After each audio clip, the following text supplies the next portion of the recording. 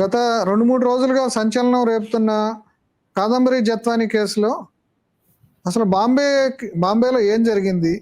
ఈ కేసులో సజ్జన్ జిందాల్‌కి లేదంటే ఏషియన్ పెయింట్స్ యజమానికి ఉన్న సంబంధం ఏంటి? అట్లాగే మిగతా కార్పొరేట్స్‌కి ఏమన్నా సంబంధం ఉందా? ఈ అంశాలన్నిటిని మనతోటి చర్చించడానికి జ్యూరిస్ట్ వివి ఇలన్ శాస్త్రి గారు మనతోటి ఉన్నారు. ఆయన్ని అడిగి బాంబే స్టోరీ తెలుసుకుందాం. సార్, ఇప్పుడు ఈ బాంబేలో ఈ కాదంబరి జత్వానికి సంబంధించిన ఒక కేసు ఉందని చెప్తున్నారు. అసలు ఆ కేసు వివరాలు ఏంటి? అక్కడ వేరే కార్పొరేట్స్ తోటి ఏమకున్న సంబంధం ఏంటి? అసలు ఎక్కడ డిస్ప్యూట్ వచ్చింది చెప్తారా? ఇప్పుడు ఈమె మోడల్ కింద, ఈమె ఫిలిం యాక్ట్రెస్ కింద ట్రై చేస్తూ క్యారియర్ కోసం చూస్తున్న టైంలో యాక్చువల్గా ఈమె తమ్ముడు ఎవరైతే బీడిఎస్ చదివి అంటే డెంటల్ డాక్టర్ అయ్యాడో అతను రియల్ ఎస్టేట్ రంగంలో కన్సల్టెంట్ కింద మారాడు. రియల్ ఎస్టేట్ బూమ్ ఉన్న టైంలో రియల్ ఎస్టేట్ లో కన్సల్టెంట్ కింద మారి దుబాయ్లో ఈ రియల్ ఎస్టేట్ కన్సల్టెన్సీ చేయడం మొదలెట్టాడు. అలా మొదలుపెట్టిన టైంలో ఇతను వీళ్ళ అక్కో చెల్లెల్లో ఈమెని కూడా తీసుకెళ్ళిపోయాడు. అక్కడికి దుబాయ్ తీసుకెళ్ళిపోయి వాళ్ళ పని ఏంటి, మన ఇండియన్ టాప్ నాచ్ ఇండస్ట్రీస్లో ఎవరైతే ఉంటారో, ఫిలిం యాక్టర్స్ ఎవరైతే ఉంటారో వాళ్ళు దుబాయ్ లో సెకండ్ హోమ్ కొనుక్కోవడం మొదలెట్టారు. చాలా మంది యాక్చువల్ గా ఉండడానికి కోసం ఇండస్ట్రీస్లో డబ్బులు ఉన్న వాళ్ళు అందరూ కూడా, ఫిలిం యాక్టర్స్ అందరూ కూడా. అటువంటి సమయంలో వీళ్ళు అక్కడ రియల్ ఎస్టేట్ బ్రోకర్స్ కింద, రియల్ ఎస్టేట్ ఏజెంట్స్ కింద వీళ్ళు ఒక కంపెనీ ఓపెన్ చేసుకుని అక్కడ పెద్ద పెద్ద ఎగ్జిబిషన్స్ నడిచిన, లేకపోతే క్రికెట్ మ్యాచెస్ నడిచిన అటువంటి చోట్ల మన పెద్దవాళ్ళు వెళ్ళి ఉంటారు కాబట్టి వాళ్ళ దగ్గరికి వెళ్ళి వాళ్ళందరినీ కలిసి మేము ఇలా రియల్ ఎస్టేట్ లో ఉన్నాము, ఇక్కడ రియల్ ఎస్టేట్ కొనండి అని చెప్తూ ఉండేవారు అనమాట. దుబాయ్ లో ఏం చేస్తారు, అలా రియల్ ఎస్టేట్ కొనిపిస్తే బ్రోకరేజ్ ఇస్తారు. అక్కడ బ్రోకరేజ్ ఇండియన్ బ్రోకరేజ్ కన్నా ఎక్కువ ఉంటుంది, 2 times 3 times ఉంటుంది యాక్చువల్ గా. ఓకే, సో ఆ బిజినెస్ అట్రాక్టివ్ గా ఉంటుందని చెప్పి చాలా మంది చదువుకునే వాళ్ళు కూడా చేస్తూ ఉంటారు. ఓకే, ఈవెన్ చాలా పెద్ద పెద్ద ఇన్స్టిట్యూట్లు చదువుకున్న వాళ్ళు కూడా చేస్తూ ఉంటారు ఇప్పటికి కూడా. ఓకే, అది ప్రాక్టీస్. ఆ నేపథ్యంలో ఈమె ఒక పక్క ఈ సినిమా ఫీల్డ్ లో సక్సెస్ కాలేక, మోడల్ గా సక్సెస్ కాలేక, జీవితంలో పెళ్లి అవ్వక ఉన్న టైంలో ఆ బిజినెస్ లో నేపథ్యం నడుపుతూ ఉన్న టైంలో ఈమెతో యాక్చువల్ గా మాలవ్ దాని అంటే అశ్విన్ దాని యొక్క కొడుకు. అశ్విన్ దాని అంటే ఎవరంటే ఏషియన్ పెయింట్స్ యొక్క ఓనర్. ఏషియన్ పెయింట్స్ అంటే అది బిగ్ కాంగ్లోమరేట్. ఓకే, అతని ఈ మాలవ్ దాని ఎవరైతే ఉన్నాడో అతను young rich person, attractive person. అతను ఈమెకి అంటే ప్రేమలో పడ్డాడు. ఈమె ప్రేమలో పడ్డాడు అతను. యాక్చువల్ గా మాలవ్ దాని అనే అతను ఈమె ప్రేమలో పడ్డాడు. నిజంగానే ప్రేమ వ్యవహారం నడిచింది. నడిచిన సమయంలో ఈ కుక్కల స్టోరీ బయటకు వచ్చింది. ఎందుకంటే మాలవ్ దాని తండ్రి అశ్విన్ దాని ఏం చేశాడంటే వాళ్ళ కొడుకు వెళ్ళి చెప్పాడు, కాదంబరిని పెళ్లి చేసుకుంటాను నేను అని చెప్పాడు. వాళ్ళ కొడుకే పాపం. చెప్తే ఆ అశ్విన్ దాని ఇంటెలిజెన్స్ ని, అంటే డిటెక్టివ్ ని పెట్టి ఈమె హిస్టరీని లాగాడు. ఈమె హిస్టరీని లాగితే ఏమైంది, ఈ కుక్కల విద్యాసాగర్ విషయాలని బయటకు వచ్చాయి. ఈమె కుక్కల విద్యాసాగర్ తీసుకున్న గిఫ్ట్లు, వీళ్ళిద్దరూ ఫ్రెండ్షిప్ గా అటు ఇటు తిరిగినవి, వీళ్ళ ఫోటోలు అవన్నీ బయటకు వచ్చి వాళ్ళ నాన్న ఏమని చెప్పాడు, ఎలా నువ్వు ఇంత పెద్ద ఇండస్ట్రియలిస్ట్వి, ఆ అమ్మాయి అందంగా ఉంటే ఉండొచ్చు, బోల్డ్ మంది అందవతులు దొరుకుతారు, కానీ ఆమె బ్యాక్గ్రౌండ్ బాగోలేదురా బాబు అని చెప్పి అతను ఈ సంబంధాన్ని చెడగొట్టాడు. అంటే చెడగొట్టడం అంటే ఏంటంటే కొడుకుని లైన్ లో పెట్టాడు, బాబు లైన్ లో ఉండాలి నువ్వు అని చెప్పేసి.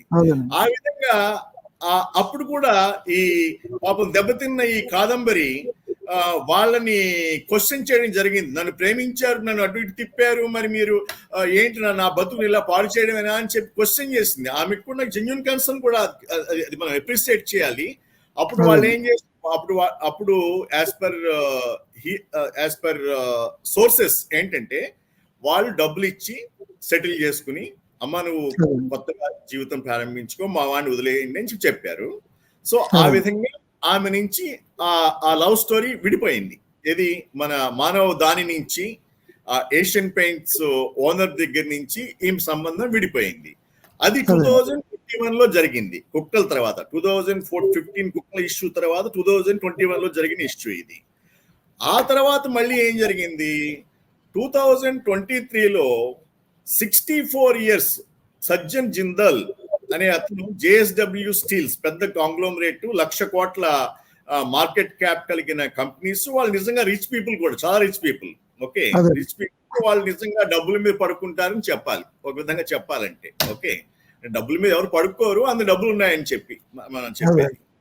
ఆ సచిన్ అనేవాడు ఈ ఐపీఎల్ మ్యాచెస్ చూడడానికో, క్రికెట్ మ్యాచెస్ చూడడానికో ఎక్కడ మన దుబాయ్ వెళ్ళాడు.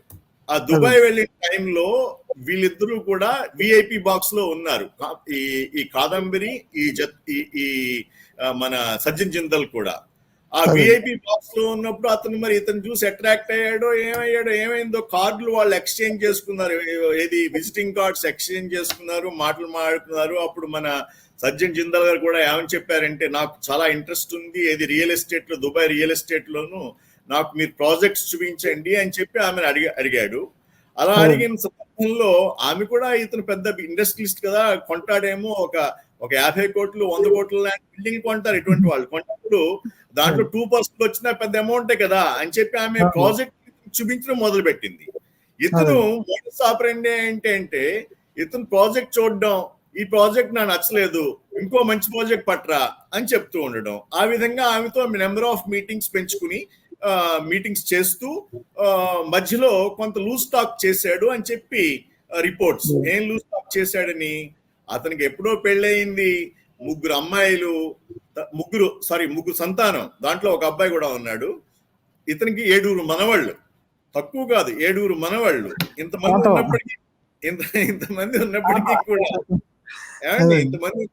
కూడా ఈ 64 ఏళ్ళ యువకుడు ఈమెతో ఏమని చెప్పాట, నాకు పెళ్లి అయితే అయింది కానీ నాకు భార్యతో సుఖం లేదు, అందుచేత నాకు కొత్త లైఫ్ కోసం చూస్తున్నాను అని చెప్పి ఈమెకి హింట్ చేశాట. ఈమె ఆ హింట్ అందుకుంది. ప్లస్ ఈమెకి కూడా ఒక ఏళ్ళ కనిపించింది, వీడు 64 ఏళ్ల వాడు, వీడిప్పుడు మొట్టమొదటి పెళ్ళాన్ని విడిచిపెట్టేసేసి నన్ను పెళ్లి చేసుకుంటే ఈ 1,00,000 కోట్ల దానికి నేనే వారసురాలు అవుతానని అనుకుందో ఏమో. మొత్తానికి ఆమె మాత్రం ఒక కండిషన్ పెట్టింది ఇతనికి, ఎవరు సజ్జన్ జిందాల్కి. ఆమెను పెట్టింది, వాడు సజ్జన్ జిందాల్ ఆమెను ముట్టుకోవడానికి ప్రయత్నాలు చేశాడు, అన్ని రకాల ప్రయత్నాలు చేశాడు ఆమెను ఉపయోగించుకోవడానికి. ఆమె అన్నిసార్లు కండిషన్ పెట్టింది. కానీ ఒకసారి పెంట్ హౌస్ కి రమ్మని, వాళ్ళది ఆఫీస్ బీకేసీలో, దాంట్లో పెంట్ హౌస్ ఉంటుంది, ఆ పెంట్ హౌస్ లోకి రమ్మని చెప్పేసేసి ఏదో తినమంటూ దగ్గరికి వచ్చేసేసి బలవంతం చేసేసి ఆమెను రేప్ చేశాడు అనేటువంటి అభియోగం.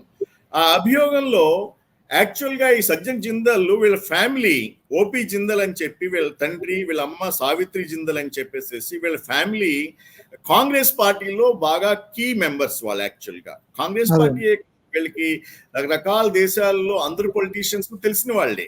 ఓకే, వీళ్ళ తమ్ముడే నవీన్ జిందాల్, సజ్జన్ జిందాల్ తమ్ముడే నవీన్ జిందాల్. ఇప్పుడు అతను బీజేపీలో మొన్ననే ఎంపీగా కంటెస్ట్ కూడా చేశాడు అతను. ఆ నవీన్ జిందాల్ మీకు జ్ఞాపకం ఉండొచ్చు, జాతీయ జెండా ఎగరేసే హక్కు ప్రతి వాడికి ఉందని చెప్పి సుప్రీం కోర్టుకి వెళ్ళి ప్రతివాడు జాతీయ జెండా ఎగరేసేటట్లుగా అది పట్టుకొచ్చాడు, ఆర్డర్ కూడా పట్టుకొచ్చాడు. అది వీళ్ళ ఫ్యామిలీ బ్యాక్గ్రౌండ్. వీళ్ళు ఈ ఫ్యామిలీ బ్యాక్గ్రౌండ్ లో మరి వాడు ఆ సజ్జన్ జిందాల్ ఏం చేశాడంటే, ఆ వ్యామోహం కొద్దీ నేను మొట్టమొదటి పిల్లని వదిలిపెట్టేస్తాను, నిన్నే పెళ్లి చేసుకుంటాను కాదంబరి అని చెప్పేసేసి దీన్ని ఉపయోగించేసుకున్నాడు. అలా ఉపయోగించుకున్న టైంలో మళ్ళీ ఏం చేశాడు, ఒకసారి ఉపయోగించుకోగానే 64 ఏళ్ల వాడికి ఎన్ని అనుభవాలు ఉన్నాయో మనకు తెలియదు, అతను దీని మొబైల్ ని, ఎవరి కాదంబరి మొబైల్ బ్లాక్ చేసేసాడు. అంటే ఏంటి, యూజ్ అండ్ త్రో పాలసీ కింద ఒకసారి ఎప్పుడైతే వ్యామోహం తీరిపోతుందో మళ్ళీ కొత్త వాళ్ళు కనిపించాలి వాళ్ళకి ఎర కింద. వీళ్ళు ఇంకా అయిపోయి ఈ మ్యారేజ్ మరి ఏంటి అని అడిగి ఈ అమ్మాయి అడిగినప్పుడు వాడు ఇంకేం రెస్పాండ్ కావడం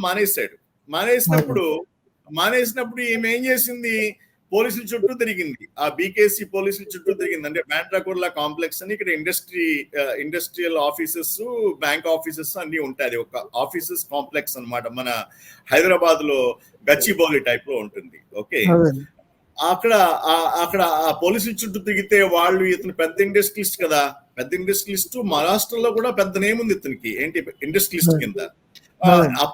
అప్పుడు మీకు మహావికాస్ అఘాడీ నడుస్తుంది. మహావికాస్ అఘాడీ అంటే కాంగ్రెస్ గవర్నమెంట్, బీజేపీ, తర్వాత ఈ శివసేన గవర్నమెంట్ కూడా నడుస్తున్నాయి ఇక్కడ. ఇతనికి ఏ పొలిటీషియన్ అయినా హెల్ప్ చేస్తారు. ఓకే, అందుమూలంగానే ఈ బీకేసీ వాళ్ళు ఈ ఎఫ్ఐఆర్ ఫైల్ చేయట్లేదు ఈ కాదంబరి ఎన్నిసార్లు తిరిగినా కానీ. అటువంటి నేపథ్యంలో ఈమె బాంబే హైకోర్టుకి వెళ్ళి ఈ కేసు నెరేట్ చేసి నా ఎఫ్ఐఆర్ తీసుకోవట్లేదు అంటే బాంబే హైకోర్టు డైరెక్ట్ చేసింది బీకేసీ పోలీస్ని ఏమని డైరెక్ట్ చేసింది, మీరు ఈమె ఎఫ్ఐఆర్ తీసుకోండి, ఇన్వెస్టిగేట్ చేయండి అని చెప్పి డైరెక్ట్ చేసింది. అలా డైరెక్ట్ చేసిన నేపథ్యంలో సజ్జన్ జిందాల్ గారి మీద న్యూస్ పేపర్స్ లో స్టోరీస్ వచ్చాయి. ఆయన మార్కెట్ క్యాపిటలైజేషన్ కూడా 1 వీక్ ఎఫెక్ట్ అయ్యింది. అంటే ఏంటి, ఆయన స్టాక్ మార్కెట్ ఆయన స్టాక్స్ పడిపోతూ వచ్చాయి, ఆయన పేరు పాడైంది. ప్లస్ అంత 1,00,000 కోట్లకి అధికారి వాళ్ళు, నిజంగా 1,00,000 కోట్లకి అధికారులు, వాళ్ళు ఉంటే పేపర్ అధికారులు కాదు వాళ్ళు. అంత 1,00,000 కోట్ల ఫ్యామిలీకి చెందిన వ్యక్తి ఇటువంటి దాని నేపథ్యంలో పాల్పడ్డా అని చెప్పి చెడ్డ పేరు వచ్చి రావడం మొదలెట్టింది. వాళ్ళకున్న మొత్తం రూట్స్ అన్ని కూడా దెబ్బతింటూ వచ్చాయి. ఏంటి వీడి మొహం, వీడు ఇటువంటి పనులు చేశాడా అనేటువంటి ఒక ఎంక్వైరీ భావన అన్ని వచ్చేసేసాయి. ఆ నేపథ్యంలో పరువు నష్టం అయింది. దాని నుంచి కాపాడుకోవడం ఎలాగా అనే నేపథ్యంలో అతనికి అందరు పొలిటీషియన్స్ హెల్ప్ చేస్తారు. ఎందుకంటే అంత డబ్బు ఉన్నవాడు, అంత అని పొలిటికల్ గా కనెక్షన్స్ ఉన్నవాడికి ఎవరైనా హెల్ప్ చేసి ఉండేవారు. కానీ నేపథ్యంలో ఇతనికి ఆప్తమిత్రుడు మన ఆంధ్రప్రదేశ్ రూపంలో కనిపించాడేమో, దానికి వెనకాల ఇంకా ఏదైనా బ్యాక్గ్రౌండ్ ఉందేమో అని చెప్పి మనం డిస్కస్ చేయవలసిన అవసరం కూడా ఉంది. నెక్స్ట్ వీడియోలో మనం డిస్కస్ చేద్దామండి. ఇప్పుడు ఆ బాంబే ప్రేమ కథలు ఇప్పుడు ఎట్లా ఇప్పుడు బెజవాడకి షిఫ్ట్ అయినాయి అనేది మనం దాన్ని డిస్కస్ చేద్దాం. ఎందుకంటే ఇప్పుడు ఆ కేసు మళ్ళీ తిరిగి మళ్ళీ బెజవాడ వచ్చింది కాబట్టి బెజవాడలో ఏం జరిగింది అనేది డిస్కస్ చేద్దాం. Okay sir, thank you. Please do subscribe to Telugu Rajyam channel. Please do subscribe to Telugu Rajyam channel. Please do subscribe to Telugu Rajyam channel. Hi అండి, నేను మీ ఆర్పీని, నెల్లూరు పెద్దారెడ్డి చేపల పులుసు ఓనర్ని. మీరు తెలుగు రాజ్యం అనే ఈ యూట్యూబ్ ఛానల్ సబ్స్క్రైబ్ చేసుకుని మంచి వీడియోలతో వస్తారు. Thank you so much. Hi people, I'm Sonakshi Verma and you please watch Telugu Rajyam and please subscribe to the channel.